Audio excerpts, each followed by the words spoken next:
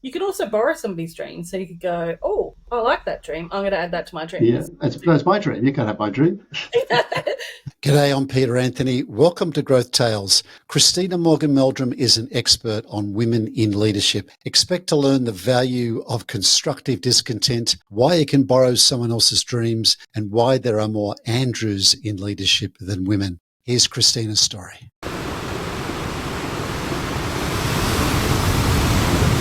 G'day, Christina. You're an expert in women in leadership. I'm just curious about when that journey began for you. It's a really good question, very good question, because I get asked it actually quite a lot. For me, I've always been very curious about what I call constructive discontent. So my whole life, I always look at things that could be better. How can something be better? How can something be better? Constructive discontent. Yeah, so it's an awesome term, isn't it? The lady that runs the lake house in Dalesford is the one that kind of came up with it. It's like being unhappy with today, but in a constructive way. So always that kind of, how can I make it better? How can I make it better? Even if it's excellent, how can I make it just that little bit better? That little bit better. So it's a really cool term. So that's kind of been a bit of a theme throughout my life. But the real kind of the moment when I realized that this was, when you look back, beautiful hindsight, that this kind of really started was when I had one of the most demoralizing gigs I've ever had in change management. And I won't tell you the organization, but it was really bad. And by the end of that, my confidence was completely eroded. I felt like I didn't know what I was doing. And it took me a while to just calibrate around that. So it took me a good few months just to go, what is this? What does this mean? How does this work? And more importantly, what was I going to do about it? Because that 3 months of kind of calibrating that process made me go, actually, you, whoever you are, faceless organization, people in faceless organization, are not going to decide how or what my life is going to look like. I'm going to decide. I'm starting right. So that was sometimes you just need to sit with those things, don't you? Because sometimes it might have a message. You're not quite sure. You think this must have a message in here somewhere, this discontent, but you're not quite sure what it is. And I think a lot of us, particularly us males, we tend to jump into action orientation a bit too quickly. We don't sort of sit with it and feel it and understand it and wait for that more inspiring space to turn up. Was that your experience? Yeah, definitely. And it is hard to sit there in that space because it's uncomfortable. You definitely feel like you need to do something to change the situation. But I was just listening to what my body and my brain was telling me, and it was just disconnect for a moment. Just allow yourself to just feel how you're feeling and just let it be whatever it was going to be, that experience. So, and it was really valuable because I've learned that is also a way that works for women as well. Is you don't create this headspace, the space to think through things, then you'll just end up doing the same things that you're continuing to do. So you need to build that space in to allow you to think through, and you'll ruminate, you'll go through the same thought processes, you'll go back to them, you'll go over them, you'll just kind of jump around, but eventually you'll see a pathway that'll kind of emerge from that as well. So sometimes I think of that, I remember one of my favourite shows growing up was MASH, and the doctors would always be there waiting in the tents for the incoming wounded that radar would normally know in advance that they were coming. I think sometimes these discontent feelings or these discontent situations, they're like incoming wounded. Yeah. And you think, well, what am I going to do with them? What surgery, if any, do I need to do with these things? There's going to be a bit of triage first. And often I find that we'll feel them, but we'll just kind of squish them down. I've got to, go to a workshop or attend a friend's activity or take the kids off to school or whatever it might be. So we kind of just push them down. And they're there, but we just kind of push them down. And then eventually they'll just kind of go bubble up, and then you kind of got to deal with them when they arise. But one of the things that I decided, I'm going to drive my own life, design it how I want it to be. And I kind of looked around and I'm like, there's nothing that I can just go on a course or, work through a process or whatever it might be. There was kind of nothing specifically for what I felt I needed. There was bits and pieces, but nothing that kind of was like, here's the pathway. How long ago was that, Christina? What are we talking? Oh, gosh. Probably about, probably close to between sort of 15 and 10 years ago. Okay. And you're looking around for something to say, hey, I need a process, a program, an approach to help me through this way I'm feeling and making these sorts of decisions, and like a wasteland. There's nothing there. Yeah. There's loads more now. So that is a good news that there's a few more that are out there now for people that are kind of lost and feel like they need to have something. But there was so I started just experimenting. Yeah. And what was noting that thing over there. What was the first experiment? Yeah. Well, we can't open no. They cut some bodies open. We thought, no, they need the arms and the legs. They come in handy from time to time. Yeah. Yeah, no, nothing quite dramatic like that. But I'm very much also a scanner. So I read a lot, I watch a lot. Like I've kind of got like this little radar that's going out there, seeing what is kind of on the edge, what might be emerging, and stuff that, maybe a future career I could have been a futurist, but all these things that are out there, kind of always looking for kind of like bubbles of things that kind of do. And I'd find something and I'd go, okay, I'm going to try that. So initially it was just, I'm going to try this template or this tool or this approach or whatever it might be to see if it's going to help. Give it a bit of a go. It helps. Great. Put it in the toolkit. Not very helpful. I'll check that one out and I'll keep scanning to see if I can find something else. And that's even to today, still doing that scan to find, is there something better than what I've currently got in the package to sort of make that work. So it started with you coaching you. Yeah. I had that skill somewhere built in there. Your first client was you. Yeah. And I think it needed to be me because I felt like I really needed help. Like I was, no word of a lie, I was broken. Yeah. Right? Like it really completely, my husband would check on me daily going, are you all right? Because I was just sitting there, just trying to process it all. Wow. Yeah, I'm okay. And I guess unless you felt like you felt, you wouldn't be able to connect with people that feel like that. Yeah. Now. Yeah. I often think that people are very good at masking that. Oftentimes in coaching relationships, like if you scratch below the surface, there's often a lot of pain there, or a lot of stuff that's being pushed down, particularly for super busy people. Do you find that too? Yeah, definitely. Because there's also that part where you feel, whatever my issues might be, white, middle class person, they're not that bad. So therefore why you're kind of, feeling like there's something that you need to work through in a fantastic country like Australia. So they're not, so you kind of feel like, almost like I don't deserve to work it through. And I think that's one of the threads that I see with the people that I coach now, that it's almost like they've just deferred it. I call it deferring their dreams. They kind of just, I'll put that aside. I'll put it at the bottom of the cupboard. Oh yeah, boxes will now go on it. Other stuff will go on it, and it'll kind of get like squished right in the corner because the other things are more important. And absolutely they are. It could be health issues, it could be family issues, it could be just earning an income, like all those things will trump it. Like they'll, build up to the point where you kind of just keep pushing it aside, keep pushing it down until you kind of go, hang on, no, I want to do it. Yeah. Often those issues have got their own energy, haven't they? That they're a message from somewhere within you to say, hey, I deserve to be happier, better, performing better than this. Yeah. And you can push it down for a length of time, but eventually it rises back to the surface. Yeah. Yeah. So you did a lot of work. You did a lot of work on you during this period, and then you thought, "What? Maybe there's other women like me that may benefit from something like this." Is that how it rolled? No, actually. No. Okay. No, and how cruel and selfish is Christina? No, the way that it kind of worked is I developed it at a point where it was a yearly practice. So it was something that I could do, that I would run myself through, a yearly practice of what I call a strategic life map. So we would map out all of the things that I needed to do in the next 12 months and beyond. And it became kind of like a yearly practice that I would do. So I'd just sit down, I'd reflect, I'd work out what I wanted the next year to be. I'd plan that out in detail and kind of create that sort of a map. And when I was working with coaching clients one-on-one, would do a similar sort of thing, and I'd have review periods, blah, blah, blah, blah. And one of my girlfriends said to me, that thing that you do every year, can I have one of those? And I'm like, sure. Oh. Why? Yeah, like what's happening? And she, her life change had happened. Her daughter had gone to uni, and so it's kind of the part where she felt she had to be a certain way had kind of shifted for her. And so she was like, okay, what's now for me? Like now what? So she was definitely at that point. And I was like, okay, well, if you want it and I find it helpful, maybe there's other people as well. So I then packaged the pieces of the process that I used up, the templates, the tools, all of the different things that kind of help with the thinking, all of those things that I gathered over those 10 years before, all the little bits of things. And then kind of looked at it and went, what is this and how does this actually work? So then created like a framework, a model that would make it an easier way for people to go through. So if you, similar to the meditation or mindfulness or even just exercise, if you do it a lot, it's really easy for you to go straight into it.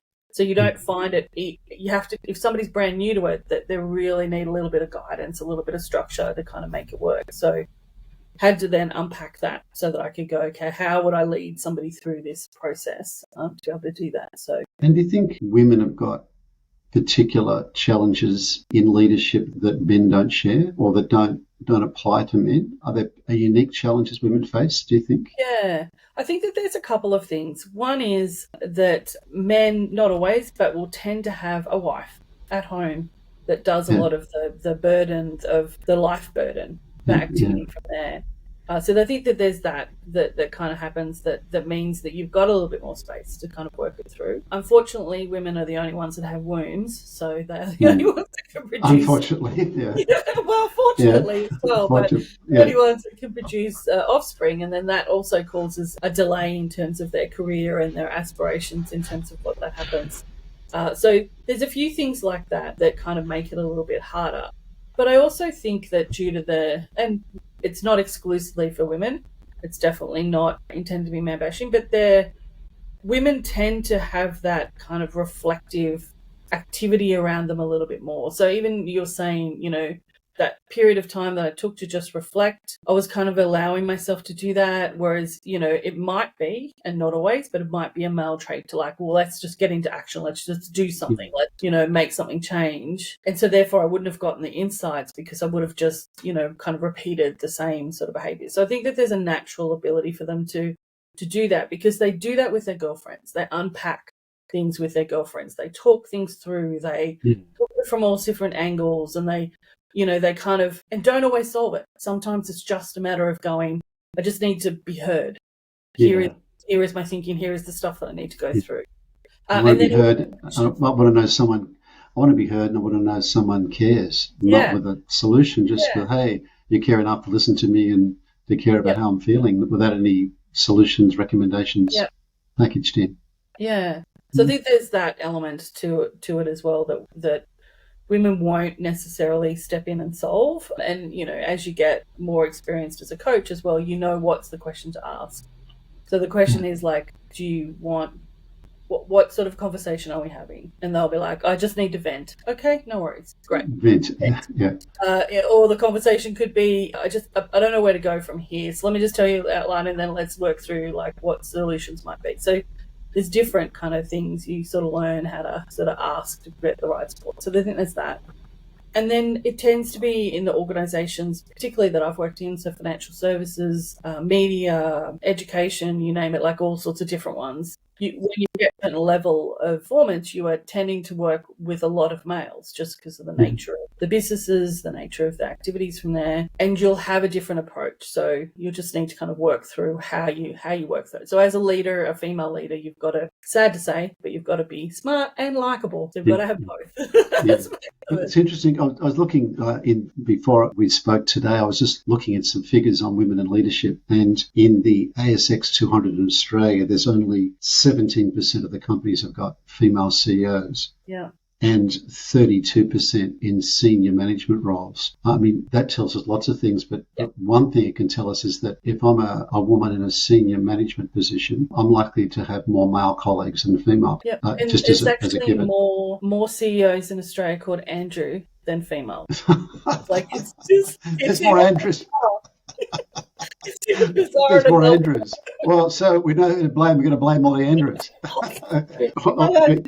All you Andrews get out of there. When you look at psychometrics, I mean, there is a gender. If you look at outcome focus, people focus, women tend to have more of a bias towards the people focus, and men tend to have more of the bias towards the outcome focus. So it must be. It's challenging for a male to reflect on this, but it must be challenging if you think, okay, I'm surrounded by males in the senior role that I'm in. I've got a naturally more likely a different people bias than an outcome bias. And sometimes I just feel like having someone to talk about how I'm feeling, but I don't feel like I can do that at work. So I just shut it. And I probably can't do it at home because I've got a busy household and kids and other things to do. So it must be challenging to have to just push that down or put it to one side and ignore it. Yeah. Because you can't always do it in the moment, because I know that, and I've been in situations where females can get frustrated and they'll start cry, and it's just their frustration coming through. A different way it comes through, so it's not seen as professional, and it's just the way the frustration shows up. I don't know why, but it just is the way that the frustration shows up. But there's also amazing advocates within those businesses as well. I know that there's definitely leaders that have been right behind me. I remember one leader in particular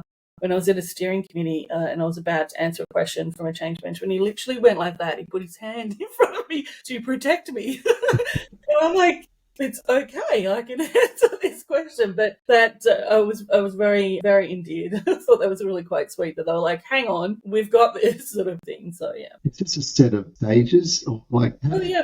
Yeah, and the model. How do you? I've obviously never run a program for women. I wouldn't be bold enough to attempt that.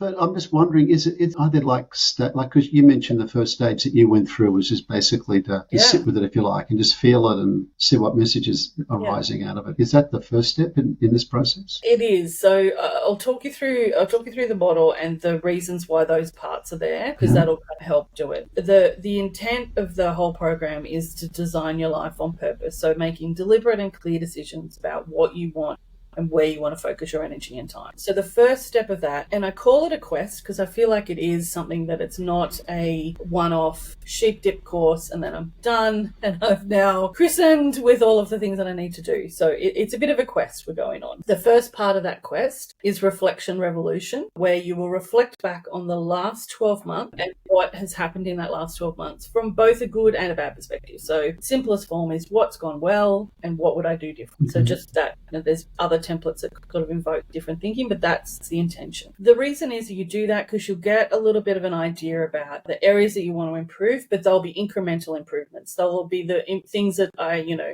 what worked well was I started a new exercise regime. It's great. Now I want to take it up a notch. So that's like an increase. So the whole of life thing, it's not just me at work. It includes like lifestyle exercise. Yeah.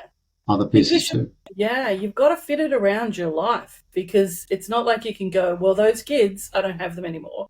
So I will now concentrate on what I need to do in these other realms. So it absolutely needs to be a whole of life. Plus, the best quote in the last program when I was running it for a corporate, and the quote was, I can't decide my career direction until I've decided my life direction. And I was like, that is the best quote I could possibly ever ask for because that's exactly it. Where do you want your life to go? Now, where do I want my career to go to help with that life? So I look back first, the last 12 months, what's working well, what's not working so well on a whole range of aspects, lifestyle, work, family, and so forth. And from a neuro leadership perspective, that actually primes. So it actually makes me already ready to change because I've gone through that process and you get a little bit frustrated when you do that reflection because you see the things you could have done differently. So you're already kind of primed a little bit for change, but I don't want you to act on it yet. So I create kind of like a little bit of a frustrating process. Yeah. That was great. It can be quite depressing sometimes, can't it? I do this journaling in my diary, and it makes me set my goals and then review them every week. And sometimes it's not a very good experience because I think I actually didn't achieve anything I set myself up for this week. It's like I don't want to reflect because I know it's not going to be great. And that's one of the interesting things. Earlier this year, I did a Foundations in Neuroscience, and the research is telling you that if you set those sorts of goals, particularly hard goals like SMART goals, where they've got measures associated with it, you're constantly failing until you actually achieve it. And so from a neuroscience perspective, you're actually, kind of beating yourself up almost until you actually get to the point where you do it. So it's like, how do I then have a goal that's like not the end goal, not the goal that you want, but like the next goal and then the next one and then the next one. So I get that virtuous upwards cycle happening. So they're like micro goals. So it's like there's an end point, but there's like micro steps. Yeah. Or micro goals in between. Yeah. Yeah. Okay. So is that step 2? Is that part 2? No, step 2 is. That's all step 1. That's a big step 1. You like big steps. It is big because often I'll have people that'll come to me and they'll be like, I don't actually know what I want. And I'm like, okay, then reflect because you'll know what you don't want. Often they're very, very clear on what they don't want. I don't want this and I don't want that and I don't want this. Okay, cool. So that kind of gets it out of your system. The next part is the dream quest. So it's a quest within a quest. And the intention is to just remove all of those barriers, binds, all of the things that you kind of thought of that aren't possible, not going to be practical, any of those sorts of things. So you just remove all of those and you allow yourself to be free. And they can be from micro dreams. One of the ones I use an example from me, and I like to use examples from me because I don't want to betray anybody's trust accidentally. But one of my micro ones is to go to the movies by myself. Never done it. And it's like, well, that would be something that I should probably do. And Yeah. I have to keep it going now because it's a really good dream for me to share with people that I haven't actually been to the movies myself. So I want really to go by myself. I'm going to tell my honey, hey, honey, I want to go to the movies by myself. yeah. Not with you. And I've got a great mate who's like, oh, I've not done that either. Maybe we could go together, but like far apart. Like, not the purpose, but anyway, to really big dreams. Like, Can I ask you why?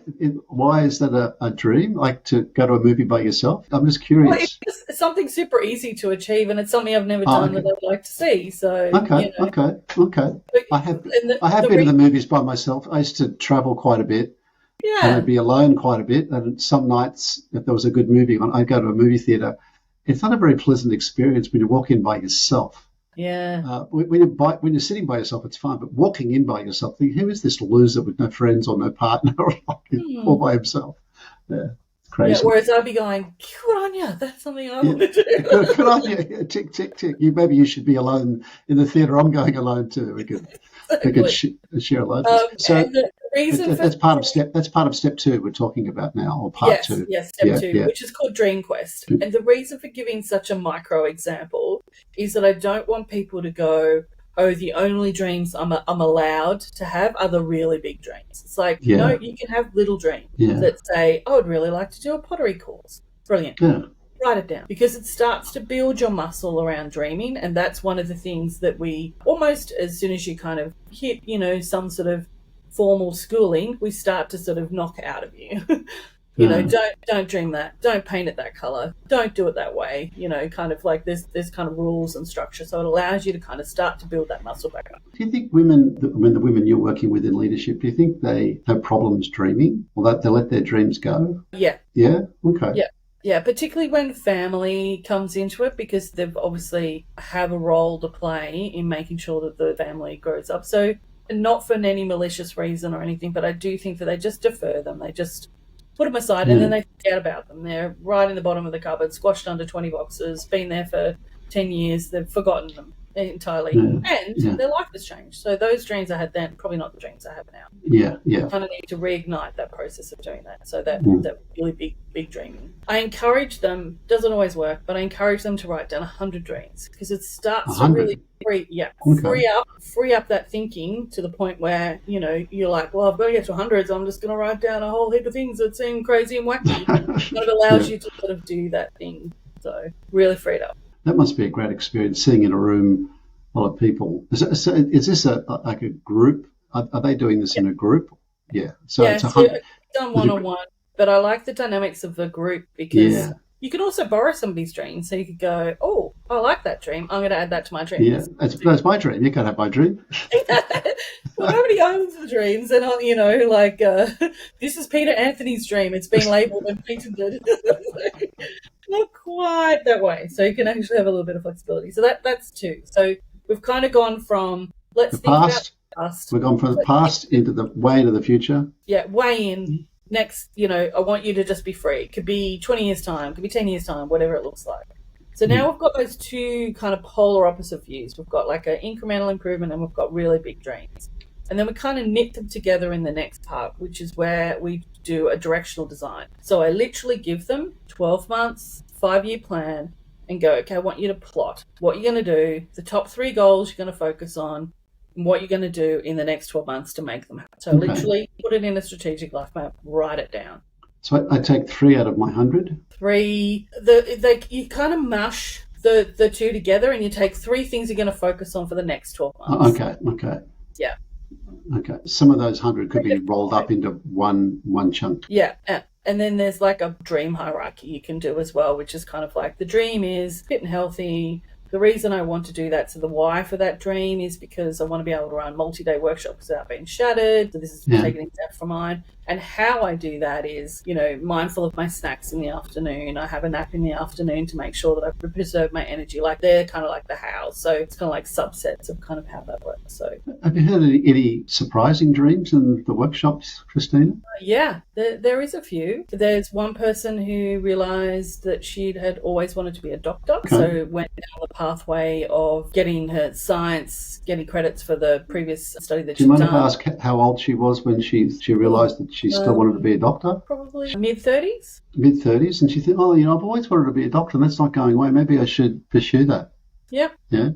Yeah. And what did she do? So she started doing university and she did a bridging course so that she could start, because they do a science degree now before you can do medicine. So just a couple of subjects to sort of do that, and then started working part-time to kind of get that done. And the beauty of having a dream like that is that then life happened to her and her son got mentally unwell, and then she needed to sort of defer it. But what it gave her was the option to know she could. Like, she got into the uni, she started doing the studying, she absolutely loved it. Like, all of the kind of, like, I can do this, rather than, end of your life kind of regretting the things that you didn't do to sort of make it happen. So sometimes it's those bizarre, sometimes it's those bizarre micro steps that make you feel good just by themselves. I know a mate of mine wanted to get back into like long distance running, like back into city to surfs and half marathons and things. And he just went out and bought himself some new running shoes and left them downstairs with his running gear. And he felt good just coming home with the shoes and having the running gear downstairs. He felt good, even though he hadn't even run yet. He just felt good having that stuff there. It's just sort of a little, I think there's something in us all that when we pursue our dreams, even in small steps, it just fills us up in some way. Yeah. Do you find that? And it's super important to celebrate those little steps as well. Okay. Because the big step, that's when we're talking about the virtuous circle up. There's also the virtual circle down. Those little steps are part of that process. So the fact that I've got new running shoes or new running gear, that's part of that process. The fact that I've looked at universities and determined which are the right ones that has a course for me.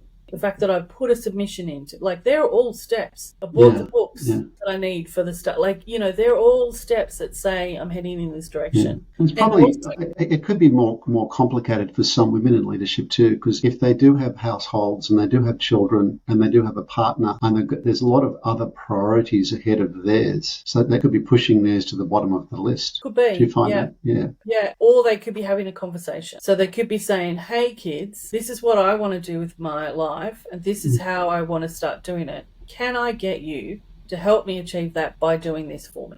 Yeah. So it can open up that conversation that allows them to have that with their partners, with their children, with their colleagues at work. And I'm sure well-minded work colleagues would support something like that, because they think, well, I'd like her to be happy in what she's doing. I don't want her to be unhappy. And, okay. So that's where are we up to now? We're up to step 3, is it? Yeah, so that's step 3. You've got to keep me on track, Christine. Yes, I do. I just wanted to make one other point. Even if you do step down a particular path and realise that path's not for you, that's information that you didn't have before. Okay. If you think you want to be a world famous potter, and you went to a pottery class and you were like, ew. No, I don't like pottery. I don't like that gluggy clay on my hands. It's not for me. Yeah, cool. You now know that. That's information you didn't know before. Yeah. And the way that I explain it to people is like when you walk into a room, like a corporate room, or a parking lot where they've got those lights that are movement sensitive. So you take the first step and some lights come on and you get to see things that you didn't see before. You take another step, other lights come on. You get to see things you didn't do before. So it's like that kind of a process of doing that. Okay, so we've done Reflection Revolution. We've looked at the past. We've done Dream Quest. We've looked to the future and some of the big, juicy dreams that we want to do, or baby dreams. We've done Directional Design, where we've mapped out the next 12 months, including catering for the bigs. So if you've got big events, big birthdays, big anniversaries, big conferences you want to go to, plot them in so you can work all the other stuff around it. Okay. Big holidays, whatever it might be. Then we move to the last part, which I call anchoring. Often people will come and they'll have similar goals they've had for a long time, but they haven't made traction on them. So anchoring is about, what is it I need to do to shore you up, to anchor you to those dreams that you've got that are going to make you more successful in that process. So there's a couple of things we go through to help with that anchoring. One is an old-fashioned risk assessment. What could possibly go wrong? What do I need to put in place to make sure it doesn't go wrong?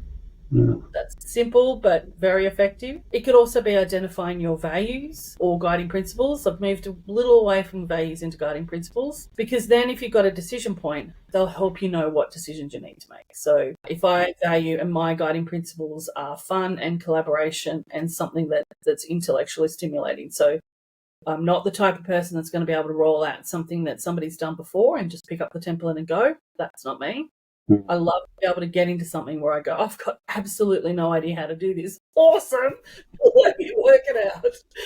And that for me is also fun. I love that challenge of working things out to try and solve things. So, that working out your value system, understanding what your strengths might be. So what things you can lean in towards making that work. So I use Gallup's strengths as part of that process, but it can be understanding what are the strengths processes you use. What can you, that's inherently already brilliant in yourself, use to help you move forward in those goals.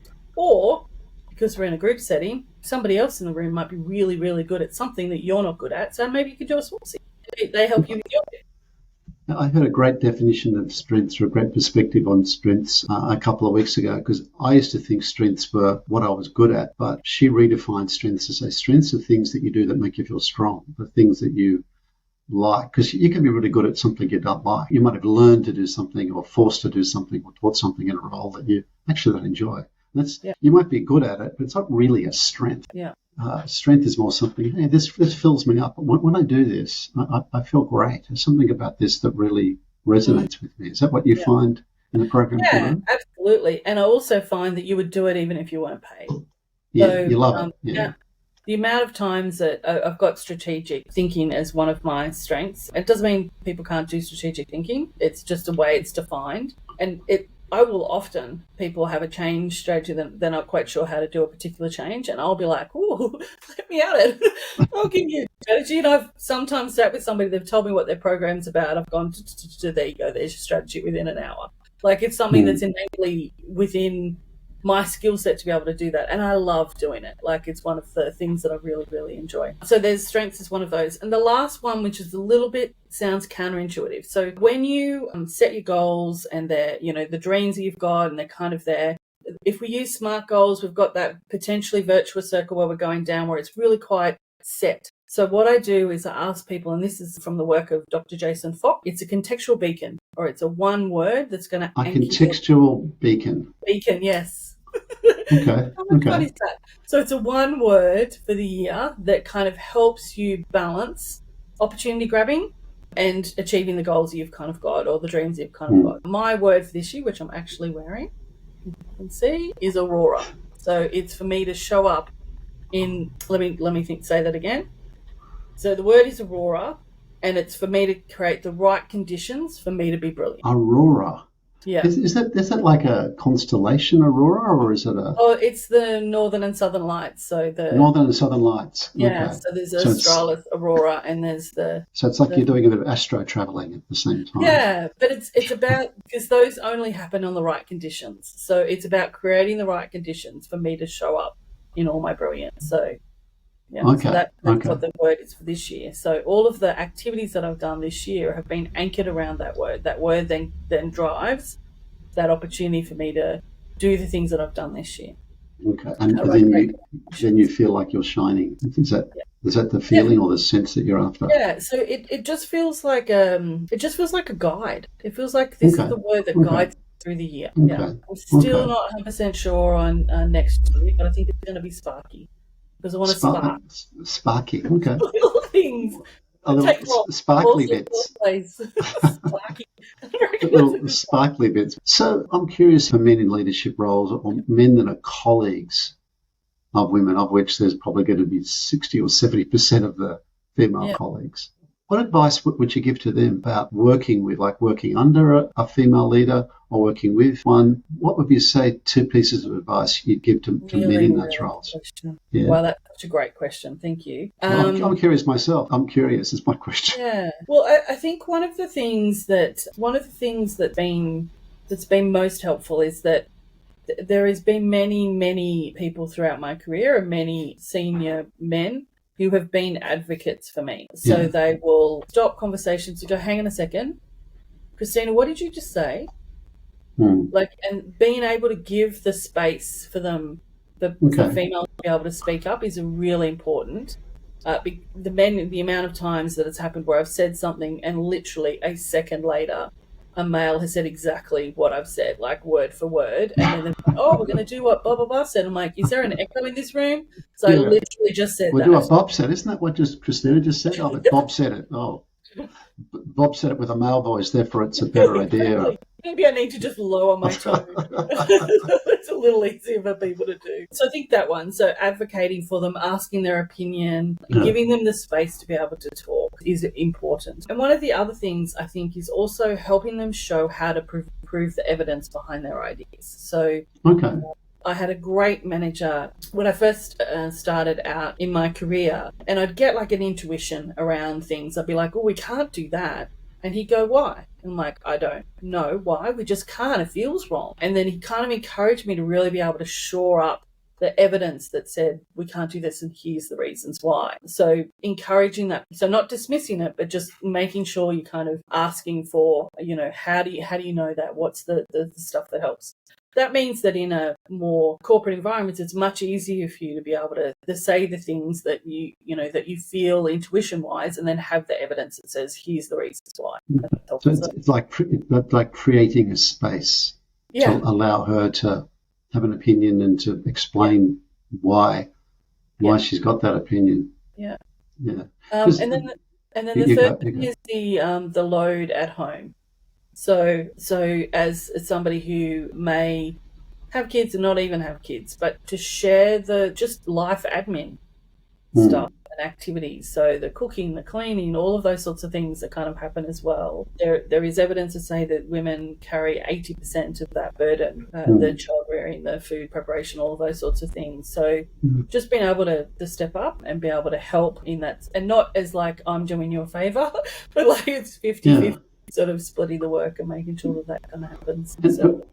And what if I asked you the same question for women in leadership or younger women aspiring to more senior leadership roles? What would be the two pieces of advice you'd give them? I would say seek out mentors and don't be afraid to ask. Even if they don't know that they're a mentor, that becomes very important. Like I've told you before that you were a mentor of me. Now, you might not have known, because I didn't say, can you please be my mentor, Peter? I was the secret mentor. But you were absolutely the secret mentor for me. Like I would look to you for guidance and direction on things that was really helping me. If it wasn't for you, I would have studied a psychology degree. And your advice was it's about the neuropathy, the bad parts of the brain primarily, rather than how do you get better human performance. So if I hadn't listened to you, I would have gone and studied that instead of maybe going to the neuroscience, which is much more of the how do I get better performance? How do I enhance that? So you may not know that about yourself and how awesome. I was a secret coach. There you go. Think how the mentors, even you don't have to make it formal. You can just ask for their opinion and try and support other females in helping them navigate through what can feel sometimes like a tricky process. So particularly, if the emotions take over, let them know it's okay. It is okay to feel the feels, but maybe not do it in the, take them into a room so they get the opportunity to get it out of the system so they can do that. It seems like now, if I look back over my career and my experience corporately, it seems more now that women are more welcomed, more accepted, if you like, more encouraged than they were when I started working. So it feels like we're headed in the right direction, but obviously with those numbers of 17% CEOs and 32% in senior management positions, I mean, some of that obviously is choice. Women are choosing to do other things apart from be CEOs or adopt those roles, but it still seems very low. Yeah, I think it's even lower globally. I think we are, Australia is a leader in that respect, which is scary considering 32% is leading. There's still a long way to go, do you think? Yeah, I do. I also think that, if you think about somebody who starts at a junior level and then works their way up, and those barriers that are happening for them as they kind of go, particularly as a senior female, as they're working through those barriers, I think a lot of them get to the point where you're like, you know what, I can't do it. I just can't fight this fight. So I'm going to opt out and start my own business. So I'm going to do this, I'm going to do that, and take that opportunity to do a lot of that activity. So there's that element as well, where they're like, I can't manage the household, manage my education and career development, and do that as well. But be a partner, Yeah. be fit and be healthy, and it's a Something's lot going of to slide at some point. And yeah. part of the process that I go through when I do that plan, and the reason why I tell them to do it over 5 years, is I get them to deliberately push things. Deliberately push that into the next year. Push it into the next year. And then when you get to the next year, you look at it and go, oh, actually, no, that's not right now. So, like, if you deliberately push stuff down into the year, you'll find that you'll either reveal that they're actually not what you want to do either. So, it's a tricky process. I'm actually coaching somebody at the moment who one of her dreams, she sent me the other day, is she wants to be a CEO. And I'm like, let's work out how we can make this happen. So, yeah. Well, that's really cool. Yeah. That's really cool. I'm guessing you have more intimate conversations, if I can use that word, with one-on-one than you can in groups, because there's some things you don't really want to share in a group of people, or some people don't. Definitely. And I encourage people that the work, so I like the group format, and I'll give you an example of why I like the group format, but I encourage people that the work is actually individual. So it's not like you're sharing with your neighbour about your activities. And right at the beginning, I call it the ways of being. I talk about the sharing rules, which is if you don't want to share, just say pass. And there will be nothing, no comments. We'll just keep going. Because you are allowing yourself the space and the time to go deep. So don't shortchange it by then feeling like you've revealed too much of yourself and feel really uncomfortable. So don't. And I've had one course in particular where one person the whole time, every time we had a sharing session, she didn't share. She said pass. I checked in with her to make sure that she was okay. She was okay. She's like, but I didn't realize how deep this was going to go. So I'm just processing some stuff here. Like, all good. Just want to make sure you're okay. But yeah, didn't share another time. I've had other circumstances, and I'll give you the example now. So the reason why I like group, one female was working through how she could get, she's got twin sons, how she could get the more healthy of the twin sons to sort of take responsibility of the less healthy of the twin sons. So she was talking about, help, give me some ideas around that. In the same session, there was somebody who was a twin, and she was saying, I have come to the conclusion that I'm here because that is exactly what I was doing. So I was the twin that was looking after the other twin, and I've come here. It ends now. I'm looking after me now. So that perspective I wouldn't have had and wouldn't have been able to take. Wow. So it can be really quite powerful, that collaboration, as you know. Awesome. It is. What are your plans for the next leg of the journey in helping women in leadership, or women becoming better, more effective leaders and have more of them? What's the next leg? Have you got the next leg for you, apart from being an Aurora? Yes. So Sparky next year, let's just put it out there and see how comfortable I feel saying the word. So there's a few things I want to spark off next year. I want to continue to run the programs. I'd really like to, I had a really fantastic pilot in a corporate this year. I can see the value, the connection between that. So that'd be awesome if I could get that. I might get some help to do that next year. And the other thing is I really want to start unpacking some of these conversations, because I don't think we're having these conversations. I think people just look at, somebody who's achieved amazing things and not realize that process and that journey is actually quite nuanced. You're only seeing the highlight reel for one thing. Yeah. And then when you look back, it's absolutely super easy to say, here are the 6 things that happened that led me to here. But when you're looking forward, it's like I'm in that car park. It is dark. I can't see a single thing. So how do I kind of do that? And I wouldn't mind unpacking those a little bit in some podcast conversations. I'm calling it Working Your Mojo Show, because I think a show is much more fun, because you know me enough to know that if it's not fun, I'm not doing it. What's it called? Working Your Mojo. Mojo. Working Your Mojo. I like that. I like that. Maybe I feel like that's sort of the essence I'm trying to tap into for female leaders, is like, what's their mojo? What's the thing that's going to light them up? I think if in knowing you and admiring you for a long time, Christina, I think sparkling like a star and working on mojo, that's very much on your sweet spot. very much in your sweet spot. Christina, it's been a delight talking to you today. Thank you for all your insights into helping women become better, more effective leaders. Awesome. Thanks so much, Peter. I've loved being a guest on your show. It's so much fun. Thank you so much. Hey, bye. Bye.